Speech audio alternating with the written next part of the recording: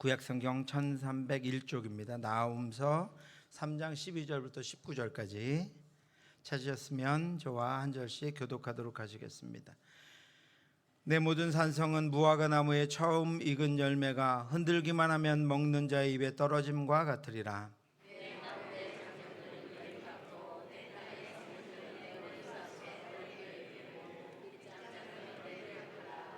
너는 물을 길어 에워싸일 것을 대비하며 너의 산성들을 견고하게 하며 진흙에 들어가서 흙을 밟아 벽돌 가마를 수리하라.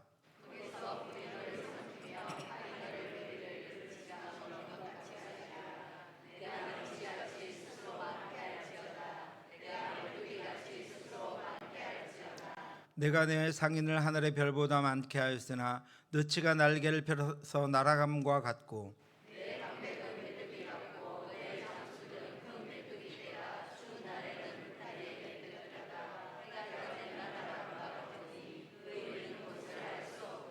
아수르 왕이여, 내 목자가 자고 내 귀족은 누워 쉬며 내 백성은 산들에 흩어지나 그들을 모을 사람이 없도다. 내 상처는 고칠 수 없고 내 부상은 중하도다.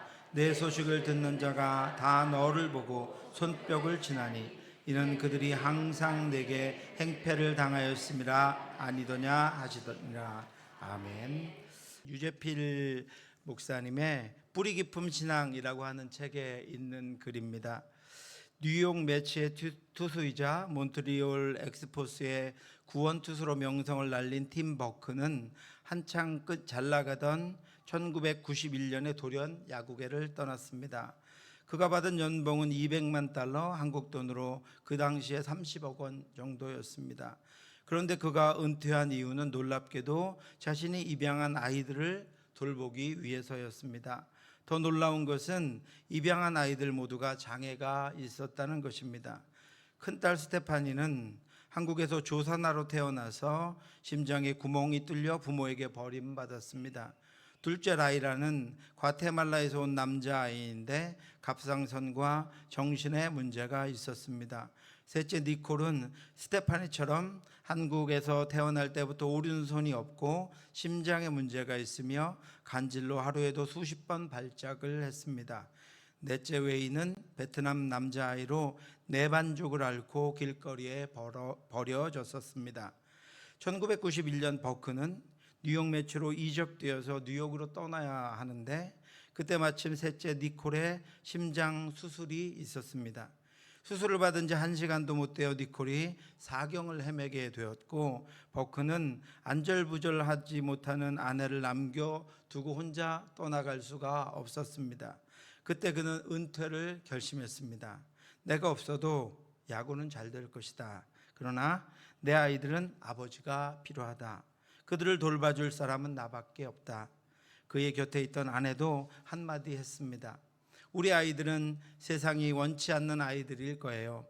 우리는 이 아이들의 운명을 바꾸어 놓았습니다. 누가 돌봐주지 않으면 죽을 아이들이었으니까요. 그러나 우리가 깨달은 것은 오히려 이 아이들이 우리의 운명을 바꿔 놓았다는 것입니다. 우리에게 감사를 알게 하고 행복을 깨닫게 해 주었습니다. 사랑의 수고는 손해를 가져오지 않습니다. 사랑의 수고야말로 최고의 선물이며 축복입니다.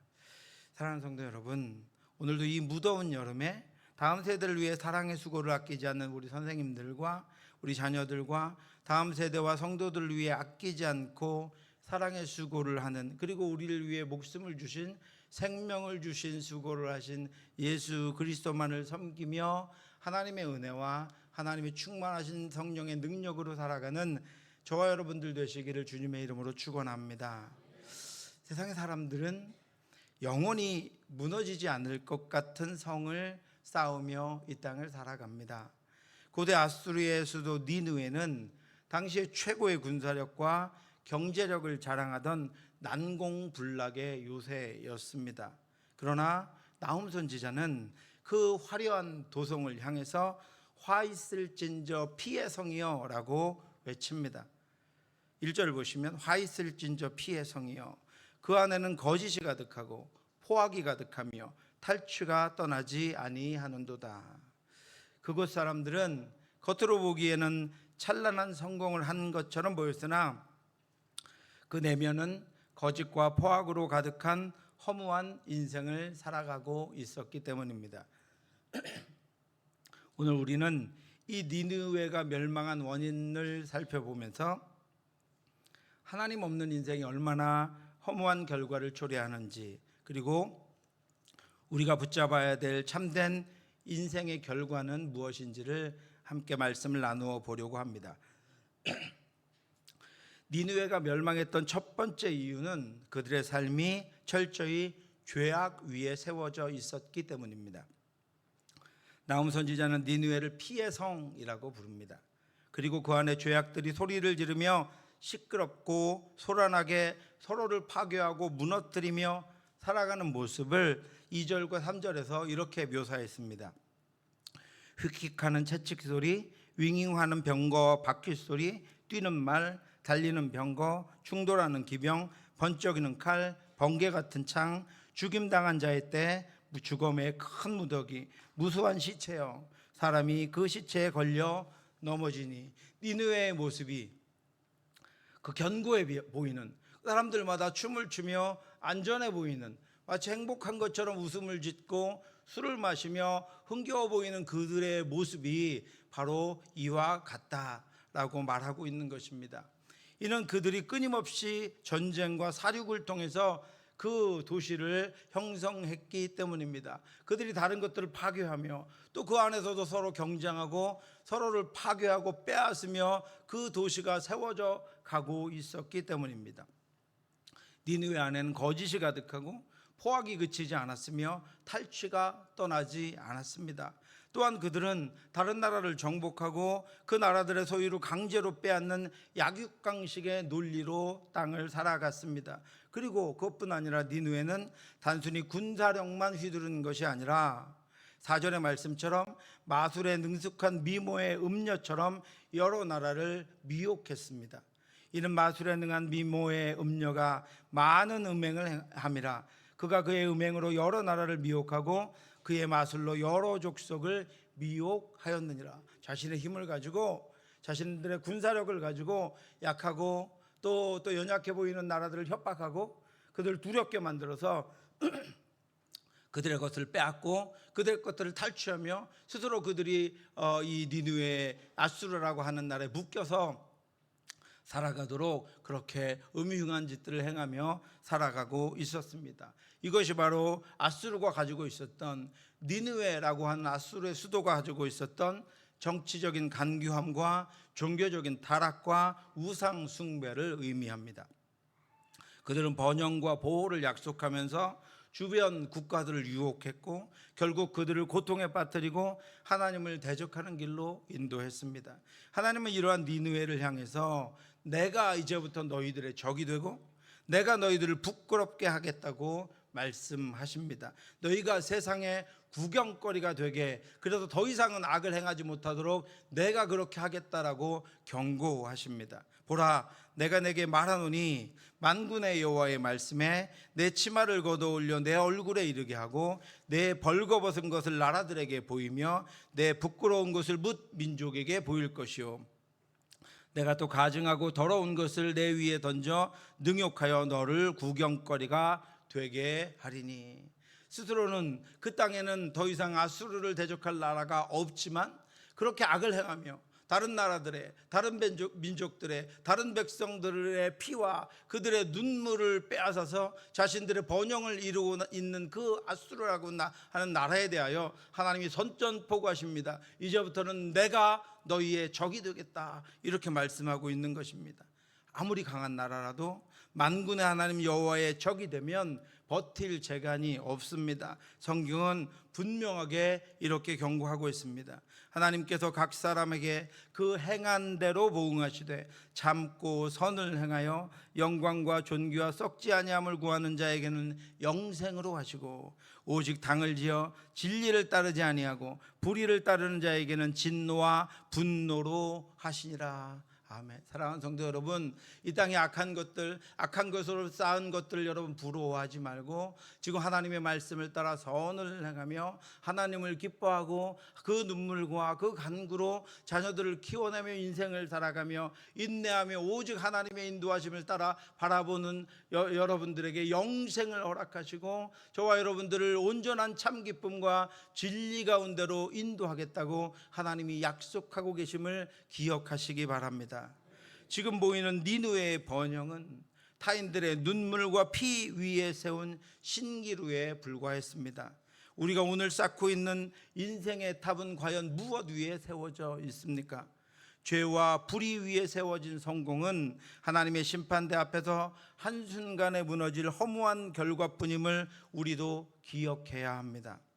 니느웨 사람들은 자신들의 힘과 방어 시설을 맹신했습니다. 자신들은 결코 망하지 않을 것이라고, 지금 자신의 나라는 어떤 나라도 탈취하지 못하게 될 것이라고 맹신하며 자랑했습니다. 그러나 하나님이 심판을 시작하시자 그 모든 것들이 얼마나 무력하게 무너지는지가 드러납니다. 이것이 바로 하나님을 떠난 인생이 마주할 본질적인 허무함입니다. 내 모든 산성은 무화과 나무의 처음 익은 열매가 흔들기만 하면 먹는 자의 입에 떨어짐과 같으리라. 그렇게 견고해 보이고 흔들리지도 않을 것 같아 보였던 니느웨의 모든 산성은 흔들기만 하면 땅에 떨어져서 먹히는 처음 익은 무화과 열매와 같이 너무나도 쉽게 아무에게나 함락되어 버리고 그 열매들이 쉽게 떨어져 버릴 것이라고 경고하고 계시는 것입니다. 내 가운데 장정들은 여인 같고 내 땅의 성문들은 내 원수 앞에서 넓게 열리고 빗장들은 불에 타도다. 장정들은 군인들이 여인 같고 굳게 닫혀 있어야 하는, 그래서 방어해야 되는 성문은 활짝 열려 있다라고 하는 것입니다. 그렇게 천하무적 같았던 군사들은 연약한 여인들처럼 힘을 쓰지 못하게 될 것입니다. 뿐만 아니라 그렇게 견고해서 어떤 적도 막아주었던 성문은 활짝 열려서 마치 적들을 환영하며 맞이하는 것처럼 보잘것 없어질 것이라고 말씀하고 있는 것입니다. 이전에 애굽이라고 하는 나라가 아수르의 침략으로 무너진 때가 있었는데, 그때 그 애굽에는 노아몬이라고 하는 도시가 있었습니다. 그 도시로 들어가는 성문 앞에는 나일강이 흐르고 있어서 아무도 그 강을 넘어서 이 노아몬이라고 하는 도시를 침범하지 못했습니다. 그런데 이 노아몬이라고 하는 도시를 함락시킨 것이 바로 아수르라고 하는 나라였습니다. 그 아수르의 침략을 당해서 그렇게 견고하던 노아몬도 멸망당하고 말았습니다. 그래서 하나님은 지금 이렇게 죄악을 범하며 지금은 멀쩡해 보이는 도시, 스스로 강건하다고 자랑하며 결코 무너질 것 같지 않다고 그렇게 생각하고 있는 아수르 사람들에게 이렇게 질문하십니다. 내가 어찌 노아몬보다 낫겠느냐? 그는 강들 사이에 있으므로 물이 둘렀으니 바다가 성루가 되었고 바다가 방어벽이 되었으며 구스와 애굽은 그의 힘이 강하여 끝이 없었고 붓과 루빔이 그를 돕는 자가 되었으나, 그리고 어떻게 됐습니까? 그가 포로가 되어 사로잡혀 갔고 그의 어린 아이들은 길 모퉁이에 매어침을 당하여 부서졌으며 그의 존귀한 자들은 제비 뽑혀 나뉘어졌고 그의 모든 권력자들은 사슬에 결박되었다라고 말씀하고 있습니다. 아수르가 노아몬이라고 하는 견고했던 도시를 무너뜨렸던 것처럼 이제 그 아수르도 똑같은 비참한 종말을 맞이하게 될 것이라고 말씀하고 있는 것입니다. 그리고 그들이 자랑하던 수많은 상인과 방백들, 장수들은 추운 날 울타리에 붙어 있다가 해가 뜨면 날아가 버리는 메뚜기 떼처럼 순식간에 사라져 버리게 될 것이라고 말씀하고 있습니다. 내가 내 상인을 하늘의 별보다 많게 하였으나 느치가 날개를 펴서 날아감과 같고 내 방백은 메뚜기 같고 내 장수들은 큰 메뚜기 떼가 추운 날에는 울타리에 깃들어 있다가 해가 뜨면 날아감과 같으니 그 있는 곳을 알 수가 없도다. 지금은 흔적도 없이 다 사라져버렸다라고 하는 것입니다. 악한 자들은, 죄악 가운데 죄악의 기초 위에 성을 쌓은 이들은, 그 기초 위에 서 있는 이들은 지금은 견고해 보여도, 지금은 평안해 보여도, 지금은 온전해 보여서 아무도 그들을 대적할 수 없을 것 같은 이들은 하나님을 대적하며 죄악을 행하면서도 우리가 평안하다, 우리가 안전하다라고 말하며 여전히 자신의 힘을 의지합니다. 그러나 평안하다, 안전하다 할 그때 임신한 여자에게 해산의 고통이 이름과 같이 멸망이 갑자기 그들에게 이르리니 결단코 피하지 못하리라 라고 말씀하신 그 말씀처럼 하나님 없는 인생의 준비는 아무런 소용이 없습니다. 돈과 명예, 지식의 성벽을 아무리 높이 쌓아 올려도 하나님이 흔드시면 무화과 열매처럼 떨어질 수밖에 없는 것이 우리 인간의, 우리 피조물의 실존입니다. 그래서 나훔서 3장의 마지막은 매우 비극적입니다.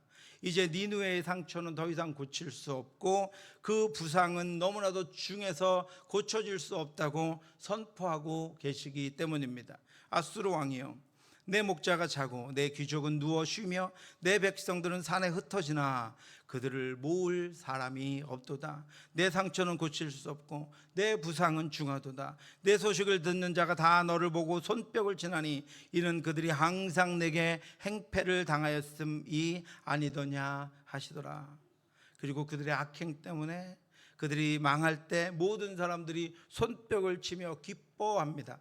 니느웨는 요나 선지자의 선포를 통해서 잠시 회개하고 하나님의 구원을 얻고 용서를 받았던 경험이 있는 도시입니다. 그러나 그들이 다시 죄악으로 돌아갔고 이제는 치료될 수 없는 상처를 입게 되었습니다. 그럼에도 불구하고 하나님께로 나아가지 않고 여전히 내가 견고하다고, 여전히 내가 살만하다고, 여전히 내가 스스로 살아갈 수 있다고 고집을 부리며 하나님께 돌아오기를, 이 나훔 선지자를 보냈을 때는 하나님께 돌아오기를 거부하며 스스로를 지킬 수 있다고 여기며 교만하게 살아가고 있었기 때문에 하나님께서 너희가 더 이상은 치료받을 수 없는 상처를 가지고 있다라고 말씀하고 있는 것입니다.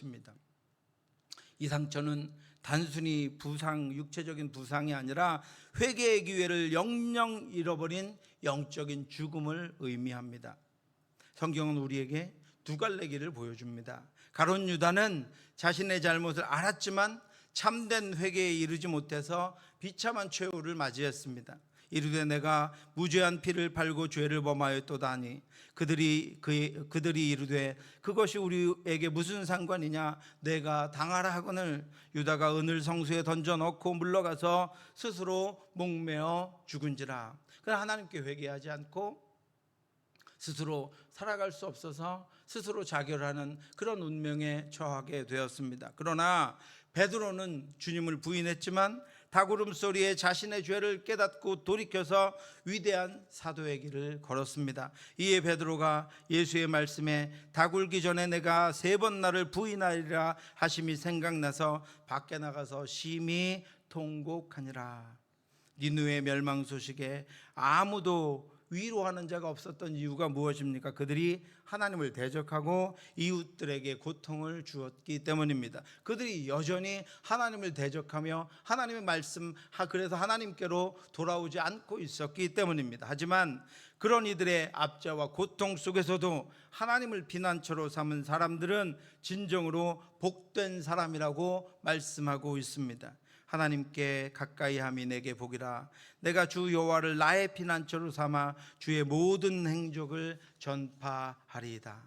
우리는 아수르와 같은 죄의 중독과 집착에서 벗어나야 합니다. 죄는 우리의 의지를 분열시키고 우리를 하나님께 더 이상 나아가지 못하게 합니다. 그러므로 자신의 무능과 부패함을 직시하고 하나님 앞에 무릎을 꿇는 것이 우리가 하나님 앞에 살 수 있는 방법이요, 영원한 생명을 얻어 하나님이 주시는 무한한 것들을 품고 이 땅을 살아갈 수 있는 능력입니다.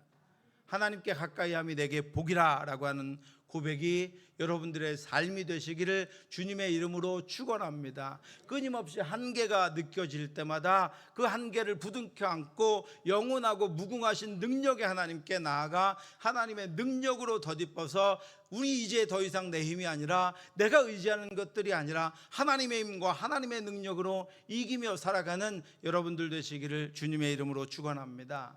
사랑하는 성도 여러분, 오늘 나홈서 3장을 통해 본 니느웨의 종말은 먼 과거의 이야기가 아닙니다. 그것은 하나님을 무시한 번영과 견고함이 얼마나 헛된 것인가를 보여주는 영원한 경고입니다. 현대사회는 니느웨처럼 물질적인 풍요함을 숭상하며 각자의 요새를 구축하느라 여념이 없습니다. 오늘도 쉬지도 못하고 수많은 이들이 자신들의 요새를 만듭니다. 자신의 가정의 성을 쌓습니다. 무너질 것들을 쌓고 또 쌓습니다. 영원하지 못한 것들을 쌓고 또 쌓습니다. 바람같이 날아가 버릴 것들을 쌓고 그 위에 또 쌓아 올립니다. 그러나 그것이 얼마나 허무한 것이고 하나님이 주신 것만이 온전한 것임을 아는 성도는 그 어떤 것들에도 마음을 두지 아니하고 하나님이 주신 것들에 감사하며 지금 있는 것들을 누릴 뿐 아니라 그 영원하신 하나님과 붙어서 그 하나님이 더 주시고 하나님이 인도하시고 하나님이 역사하신 것에 감사하며 하나님께 손을 들고 하나님과 동행하며 이 땅을 살아갑니다. 주님의 이름을 부르면서도 불법을 행하는 자들에게 주님은 내가 너희를 도무지 알지 못하니 불법을 행하는 자들아 내게서 떠나가라고 하고 계십니다. 우리가 가져야 될 참된 신앙의 자세는 이것입니다. 첫 번째로 겸손하게 나의 한계를 인정하고 나의 무능함을 인정하고 하나님의 공의를 의지하며 이 땅을 살아야 합니다. 나라는 하나님이 세우시기도 하고 패하기도 하시는 분임을 깨닫고 인간적인 힘의 한계를, 국가적인 힘의 능력의 한계를 우리가 인정해야 합니다. 교만은 멸망의 선봉입니다. 우리의 한계를 깨닫고 그 한계를 고스란히 들고 그것을 채워주실 하나님, 그것을 다시 온전케 하실 하나님, 그것이 죄악과 어둠의 기초 위에 서 있다면 그것으로부터 다시 기초를 세워 이루시고 인도하실 그 하나님만 의지하며 살아가는 저와 여러분들 되시기를 주님의 이름으로 축원합니다. 두 번째는 회개의 기회를 놓치지 말아야 합니다. 우리의 상처가 치료될 수 없는 상황에 이르기 전에 매일의 삶 속에서 하나님께 돌이키며 살아가야 합니다. 회개와 성화는 자신의 철저한 무능력함을 인정하는 자기 절망에서부터 시작됩니다. 그리고 그 절망을 붙잡고 나를 채워주시고 나를 구원하실 분은 하나님밖에 없다는, 그래서 하나님께로 나아가는 그 발걸음에서부터 하나님의 채우심과 인도하심이 시작되는 것입니다.